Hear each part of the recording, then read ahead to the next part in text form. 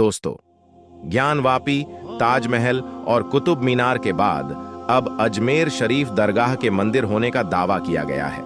उनका यह दावा है कि हजरत ख्वाजा गरीब नवाज दरगाह एक शिव मंदिर था। अजमेर शरीफ तीर्थ क्षेत्र है जहां ख्वाजा मोइनुद्दीन चिश्ती रहमतुल्लाही ताला अलैह की दरगाह है।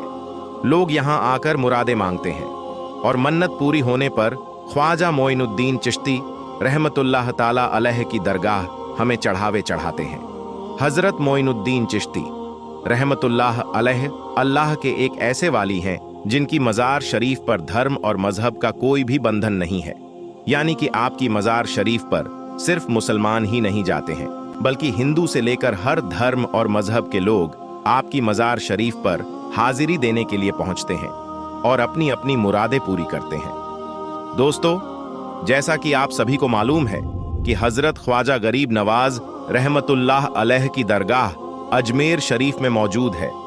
आपकी मज़ार शरीफ अजमेर में तकरीबन 800 सालों से मौजूद है, लेकिन आजकल कुछ लोगों की वजह से ऐसी बातें फैलाई जा रही हैं जिनमें यह दावा किया जा रहा है कि अजमेर शरीफ दरगाह की उस जगह पर सबसे पहले महादेव या शिव का मंदिर था।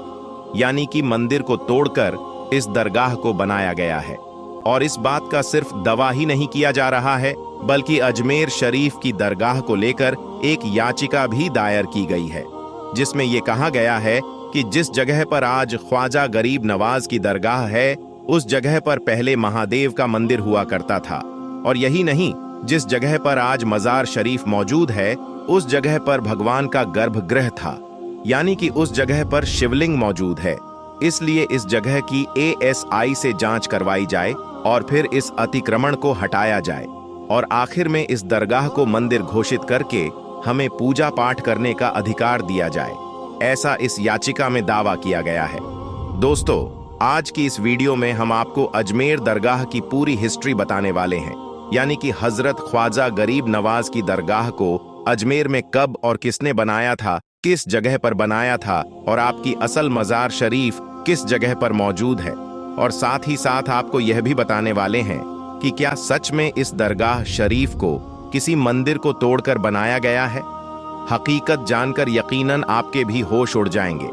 इसीलिए आज का ये वीडियो आप सभी के लिए बहुत जरूरी है। आप चाहे हिंदू हों या मुसलमान, आप इस वीडियो को आखिर तक जरूर देखें। दोस्तों, सबसे पहले तो हम आपको हजरत मोइनुद्दीन चिश्ती रहमतुल्लाह ताला अलैह की दरगाह के बारे में बताते हैं। उसके बाद ख्वाजा मोइनुद्दीन चिश्ती रहमतुल्लाह ताला अलैह का अजमेर आने का इतिहास भी बताएंगे। इसलिए आप इस वीडियो को बिना स्किप किए आखिर तक गौर से जरूर देखना। मोइनुद्दीन हसन चिश्ती रहमतुल्लाही ताला अलैह का जन्म 1141 ईस्वी में ईरान के सिजिस्तान में हुआ था। भारत में चिश्ती सिलसिले की बुनियाद ख्वाजा मोइनुद्दीन चिश्ती ने ही की थी। वह इस्लाम फैलाने के लिए भारत आए थे और यहाँ पर वह कई चमत्कार करने लगे। आसपास के लोगों में उनको लेकर मोहब्बत बढ़ गई। लोग अपनी समस्या का हल ढूंढने उन तक पहुंचने लगे। मोइनुद्दीन चिश्ती को निजामुद्दीन औलिया के बाद दूसरा सबसे बड़ा सूफी संत यानी अल्लाह का वली माना गया। सूफीवाद भाईचारा की शिक्षा देता है। उस समय यहाँ 5 वक्त की अजान होती और नमाज अदा की जाती थी। मुगल बादशाह उनके अम्ल और उनके इल्म के जानकार थे। कहा जाता है कि औलाद की ख्वाहिश में मुगल बादशाह अकबर 437 किलोमीटर पैदल चलकर ख्वाजा मोइनुद्दीन चिश्ती की दरगाह पर आए थे। इसके बाद ही उनके घर में जहांगीर की पैदाइश हुई थी। इल्तुतमिश, अकबर, रजिया सुल्तान, जहांगीर, शाहजहां, औरंगजेब ऐसे जो मुगल सम्राट थे, इन लोगों ने उस दरगाह का अपने वक्त में दौरा किया था। बड़ौदा के महाराज ने दरगाह शरीफ के ऊपर की कंस्ट्रक्शन की थी। जहांगीर, शाहजहां और जहां आरा ने इसके कंस्ट्रक्शन में भी हिस्सा लिया था। दोस्तों, अब हम आपको थोड़ा पीछे ले चलते हैं और आपको यह बताते हैं कि जब हजरत ख्वाजा गरीब नवाज भारत आए थे तो उसे वक्त अजमेर का माहौल कैसा था। 6 रजब 633 हिजरी को ईशा की नमाज पढ़ने के बाद हजरत ख्वाजा गरीब नवाज अपने हुजरे में दाखिल हुए और फिर अंदर से दरवाजा बंद कर लिया और अपने सारे खड़िया को अंदर आने से मना कर दिया। इसके बाद सारी रात आपके खादिम ने कमरे के अंदर से अल्लाह के जिक्र की आवाज सुनी, लेकिन फिर आधी रात के बाद यह आवाज आनी बंद हो गई। लेकिन फिर जैसे ही फजर का वक्त हुआ तो आपके खादिम ने दरवाजा खोलना चाहा, मगर वह दरवाजा नहीं खुला। आखिरकार फिर हुजरे के दरवाजे को तोड़ा गया। इसके बाद आपका मुरीद ने अंदर जाकर देखा तो सबकी आंखों से आंसू निकल आए, क्योंकि उन्होंने देखा कि हजरत ख्वाजा गरीब नवाज का विसाल हो चुका है, यानी कि आप इस दुनिया से रुखसत हो चुके हैं। साल के बाद आपकी नमाज़े जनाजा पढ़ाई गई और फिर आपको उसी जगह पर दफन कर दिया गया जहां पर अजमेर में आप सबसे पहले चटाई बिछाकर बैठे थे। हम आपको बता दें कि उस वक्त वहां पर कुछ भी नहीं था, बिल्कुल खाली मैदान था, और उसे वक्त आपकी मज़ार शरीफ भी कच्ची बनाई गई थी। फिर एक बार बादशाह अकबर ने दरगाह के नाम कुछ तोहफे दिए, जिनको बेचकर फिर दरगाह का काम करवाया गया। हम आपको बता दें कि अजमेर दरगाह का जो गुंबद है उसको हजरत ख्वाजा हुसैन के बेटे ने बनवाया था। फिर आप 149 हिजरी में दरगाह का जो मेन गेट है इसे मांडू के सुल्तान जासुद्दीन खिलजी ने बनवाया था, और गुंबद पर लगा हुआ कलश रामपुर के नवाबों की देन है। इसके अलावा अजमेर दरगाह में सुनहरी कटहरा बादशाह जहांगीर ने बनवाई थी और उसकी मरम्मत महाराजा जय सिंह ने की थी। बादशाह अकबर ने हजरत ख्वाजा गरीब नवाज की दरगाह के लिए 18 गांव की जागीर की। इसके बाद जब हिंदुस्तान में अंग्रेजों का कब्जा हुआ तो उस वक्त इस दरगाह के लिए एक कमेटी बनाई गई, जिसका काम दरगाह की देखभाल करना था। इसके अलावा अजमेर दरगाह में जो बुलंद दरवाजा है उसे सुल्तान महमूद गजनवी ने बनवाया था। ये दरवाजा 85 फीट ऊंचा था, जो कि इस दरगाह की सारी इमारतों से ऊंचा था, इसीलिए इसको बुलंद दरवाजा भी कहा जाता है। अजमेर दरगाह में मौजूद बड़ी डेक को बादशाह अकबर ने चित्तौड़गढ़ फतेह के बाद में बनवाया था। वहीं पर छोटी देग को बादशाह जहांगीर ने 1022 हिजरी में बनवाया था। दरगाह में मौजूद शाहजहानी मस्जिद को बादशाह शाहजहां ने बनवाया था। तो दोस्तों, इन बातों से पता चलता है कि अजमेर दरगाह को किसी एक ने नहीं बनाया, बल्कि दरगाह की हर चीज अलग अलग लोगों की देन है, जिनमें हिंदू और मुसलमान भी थे। इसके बाद जैसे जैसे बादशाह आते गए, सबने हजरत ख्वाजा गरीब नवाज की दरगाह में कुछ ना कुछ तामीर करवाया। दोस्तों, इससे दूसरी बात यह भी साफ हो जाती है कि अजमेर दरगाह किसी मंदिर को तोड़कर नहीं बनाई गई है।